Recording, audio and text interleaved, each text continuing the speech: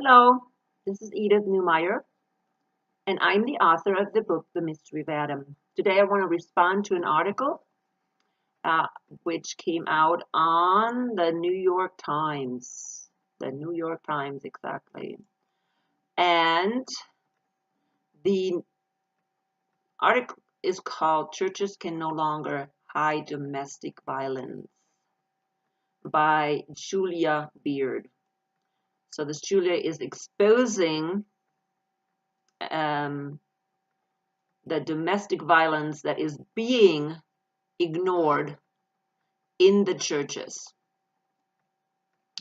And she is actually talking about more about what the Australian churches kind of how they kind of approach this concept or this um, misogyny that's going on in the churches, and especially the domestic violence. And so this writer wrote about it. Now, again, I see that it can be taken as an attack on the church or an attack on Christianity, because she is saying that this problem is very prevalent also in um, the American church, which I know, from my research for my book. Uh, I read several books that really addressed that problem. So the problem has been addressed, in literature, but maybe it hasn't gone out as public as maybe they're doing right now in Australia. Again, this is a very, very prevalent problem in the American church and probably in every church, but specifically in the American church. Um, I can actually say that maybe in the German church it's not as prevalent because the culture has already developed to a more egalitarian culture, or egalitarian culture, egalitarian society. So the society in Germany is much more egalitarian than in the United States. And when we look at Australia, from what I have heard from other people, is that Australia is also extremely still male dominated as a society. Okay, at least I heard that, from several years ago. I don't know if it has changed so far. But see, if the society is still stuck in this male dominance thinking, then of course that will even have a harder time transferring over to the church. And we know that, especially in the American church, that people hold on to the tradition even more. Okay, they always blame society, they're too liberal, and we have to stick to Bible truth. But in reality, they don't even know what Bible truth is. It is basically tradition that they're holding on. So what is the problem? Why is there such a problem, with abuse? Why is there so much problem with abuse? Some people, want to blame, of course, patriarchy. Oh, it's all about patriarchy. And, if we wouldn't have patriarchy, then we wouldn't have a problem. Well, I believe that is not necessarily the case. Okay? I would go a step further and say that any hierarchy, whether it's patriarchy, whether it's matriarchy, whatever hierarchy it is, okay, any hierarchy will have the potential, a strong potential, to be misused for the purpose of abusing other people. That's just the bottom line.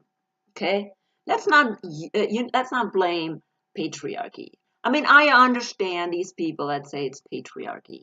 Uh, you know, as we know, when we go back to the fall, we know after the fall, the man, both of them sinned, so both of them became extremely selfish, right? However, because of the male's stronger physical features, well, guess what? The main men took over the ruling, okay, not women, okay? And again, I said that before, it's not just all the men, it is the strongest took over the ruling. And anytime you have a hierarchy, that is exactly what happens. It doesn't matter whether you are a weak male or not, you're going to be on the bottom of the hierarchy. Of course, women are probably below that, lowest man as well. Okay, since it's a hierarchy. Okay, but these hierarchies, they develop no matter what society is. If it's just a female society, just women, no male, even then a hierarchy will develop. Okay, I know that from prison. I used to work in the prison for 2.5 years. And even though I didn't work in the female prison, I heard about from my colleagues what's going on in the female prison. And what these women love to do is set up a family order, okay, which is nothing but a hierarchy. Okay, they go as far as having some people in this family structure be the cats and the dogs. Okay, so the cats and the dogs are the lowest people in this family hierarchy. All right, so we know that. We know that no matter whether we have men or women, a hierarchy will develop with human beings and with it's their natural tendency. Now, what does the Bible say about this natural tendency of human beings to want a hierarchy? Well, if we go to Jesus, we know that he said no hierarchy. Okay, no hierarchy in the church. Okay, I've brought that up so many times. I believe it's in Luke and in Mark. The Gentiles rule it over, but so it is not with you. Okay, we are not supposed to rule over each other. There's not supposed to be any hierarchy. I think it says the Gentiles rule it over.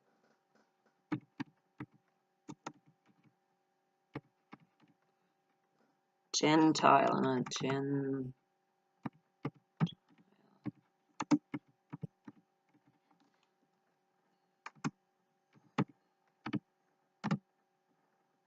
Matthew 20:25. He says, Jesus called them together and said, you know that the rulers of the Gentiles lord it over them, and their high officials exercise authority over them. Not so with you. Instead, whosoever wants to become great among you must be the servant or your servant. Okay, so that is in Matthew 20:26. So that started with Jesus. He said, no hierarchy, people. Okay, you want to rule it over? No, there's no room for you in the church. Okay, in the church, we serve each other. Then what does Paul say? Well, we know that Paul established kind of the structure of the church. And is the church structured like a hierarchy according to Paul? No. Read 1 Corinthians 12 and 14. And you will see, and I have done that video, you will see that there is no hierarchy in the church. So what have we done? Okay, I have done that research, and if you want to follow some of my videos, you will see that. It didn't take any time before some leaders in the church, matter of fact, even the next generation after Paul, okay, the generation even after the Paul, there were some leaders, Ignatius, for instance, that tried to put this hierarchy back into the church. That Paul said, no, no hierarchy. Okay, and this trend continued until again, guess what? This hierarchy was misused very soon, and somebody takes over and decides, I'm going to tell you all what to think. Okay, because that's exactly what happens in a hierarchy. Okay, well, that has happened in the hierarchy in the church. Now we are coming to 2,000 years after this church was established. 2,000 years. And it's been so corrupt, okay, so extremely corrupt that it is a shame for me to be called a Christian, okay, because of what's going on. Now, let me tell you what went on in the Catholic Church, because they had a hierarchy established, okay? They killed everybody who would not go along with their doctrine under the Inquisition. How many women died because of being called a witch? Okay, now, I think that's the ultimate abuse when somebody is tortured. Okay, tortured because maybe their husband didn't have any more interest in you, and and he wanted to get rid of you. Oh yeah, she's a witch. So hey, we torture her and then we burn her on the stake. Yeah, really? Okay, now that is the ultimate. You think abuse is bad? Well, you go back, to what happened to the women during the Middle Ages. So, but nevertheless, now we are 2,000 years later, and we claim to be more enlightened and more humane and, smarter, okay, smarter, more intelligent, more developed, whatever you want to call it. But still, we have abuse going on that is being covered. Okay, abuse is being covered, and it's going on in the church, which should be actually a place where the weak are protected. Yes, what a bad reputation. Now, this is all over now in the news. Interesting, huh? Finally, and which is good, okay? Which is good. It needs to be all over the news because people need to wake up and see what is going on. I know it will give the church or Christianity a bad reputation, but maybe that's exactly what they deserve at this point, because as long as they want to be stuck in their tradition, and they don't want to wake up and go back to the basic structure of what Paul instructed. Okay, the basic things that Paul instructed about the church. Okay, they don't want to go back to that. That is exactly, they need to be woken up. They need to be woken up. These churches need to be woken up and say, hey guys, do you know what you're doing? But again, just blaming the churches and saying, oh, there's this going on and that going on, that doesn't change too much about the church, right? Because we need to go to the bottom.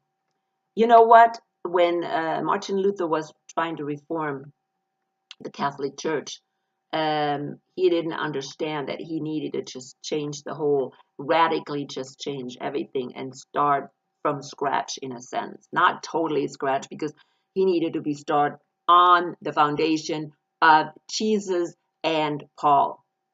Okay? That's just what he needed to start with. But instead, he didn't.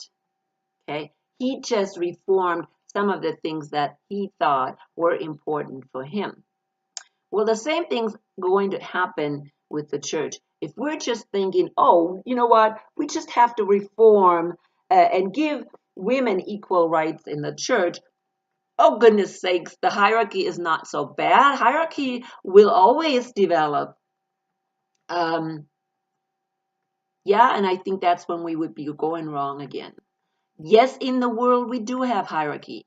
And I think many organizations in the world, they cannot function without hierarchy. Okay? But yet again, we say, as egalitarians, we say, well, you know what? Marriage can function without hierarchy. Now, do we believe that?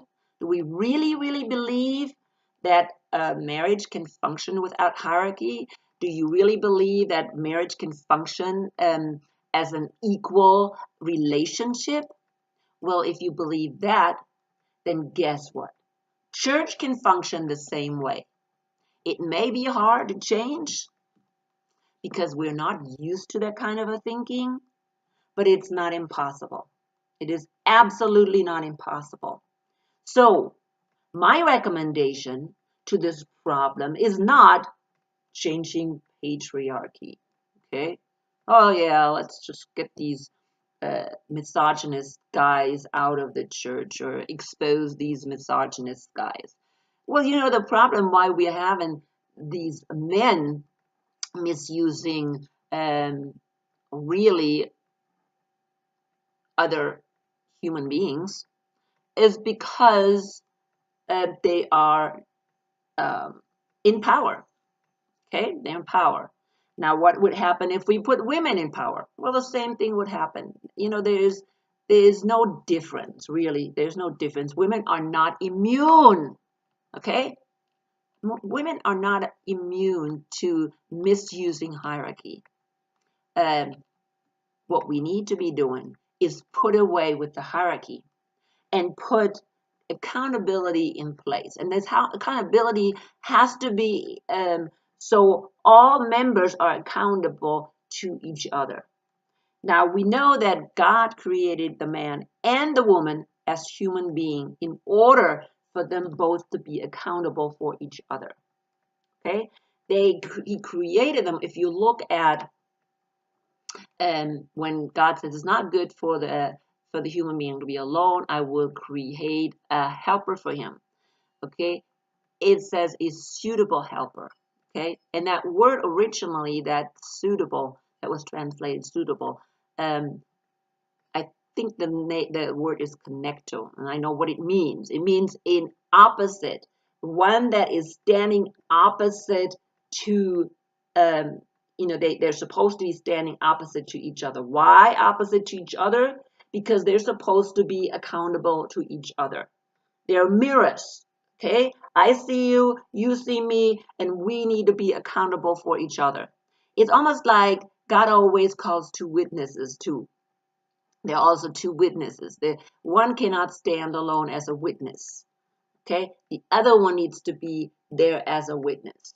So there's accountability and a witness. All right, so they're standing side by side. Okay, they're a helper that stands side by side. Okay, that's what azer connecto, I think connecto meant in the original. Okay, a suitable helper. Suitable. Suitable means, if you look at the original, it means really an accountability partner. So that is what God created for the man and the woman. Okay? Not just for the man. He didn't just create a helper for the man. No, he created a helper for the woman as well. Because the woman needed an accountability partner as well. Okay? So if that was God's design from the beginning, we need to continue that in the church. We need to have accountability partners. It is not good for one person to be up here on top. So this little hierarchy. Or some people be up here on the top and not have accountability. Okay? That is not working. It needs to be an equal relationship, an equal accountability. Okay, for all members. Okay, for all members. Um, and one person cannot call the shots. Everybody needs to have input in it. The only person that calls the shots is the Holy Spirit. Okay. Again, I want to mention this guy, Blackaby, and I don't remember his first name. It's an older book. I think it's from the 80s or 70s even. Blackaby, and I don't even know if he is, what happened to him. I'm gonna look it up. Blackaby. See if I can find it. Blackaby. Oh yeah, there it is. Blackaby. Henry Blackaby. Blackaby Ministries. Okay. The author of Experiencing God. That is exactly what I'm talking about. Okay, because he had the right idea, and of course it's not totally fully developed, but at least it's a good start. Okay, it's a good start, and I really did that study many years ago. It's an excellent study, and that's what he is saying. He's saying that all members need to listen to the Holy Spirit. Not one is just going ahead and saying, we're going to do this. No, everybody needs to listen to the Holy Spirit, and the Holy Spirit needs to guide you. Okay, so that is one of the people that I want to mention. Also, again, I want to mention the organic church movement by Frank. If you look at things from Frank Viola and Milt Rodriguez. Okay, I'm going to mention Milt Rodriguez because I really think he has good information, and he's not as famous as Frank Viola, but definitely has good stuff on the organic church. Organic church, okay? Organic church is a house church type without a hierarchy, okay? Without a hierarchy. I highly recommend looking up the organic church and look. If you want to look for a church like that in your area, look for a church. I'm not saying that they're perfect. Absolutely not. But we have to start someplace to get out of this dilemma. We will not solve this dilemma with abuse in the church if we continue with a hierarchy. Sorry, it will not. It will not solve the problem with abuse. Okay? I mean, it will be better if we, but again, how can we give equal rights to women and then say, oh, we're still keeping a hierarchy? How does that work? So, or now we have a hierarchy in which female and male are on top, and we're still having somebody on the bottom that we are stepping on and controlling. What kind of stuff is that? For me, that does not make sense, anyways. But I wanted to bring that up today and just respond to this article. I think it is good that we bring out these things that are wrong in the church and that this hierarchy structure is actually protecting abusive people, okay, which every hierarchy does, protecting abusive people. Again, and it doesn't matter. Look at a company which is run by a woman, okay? You still have abuse going on. Women are absolutely abusive as well, okay? It's not, don't blame this thing with patriarchy. Yeah, we shouldn't have patriarchy, but we shouldn't have patriarchy because we shouldn't have a hierarchy. That's why, okay? Not because men are bad. It's because hierarchy is the one that's bad.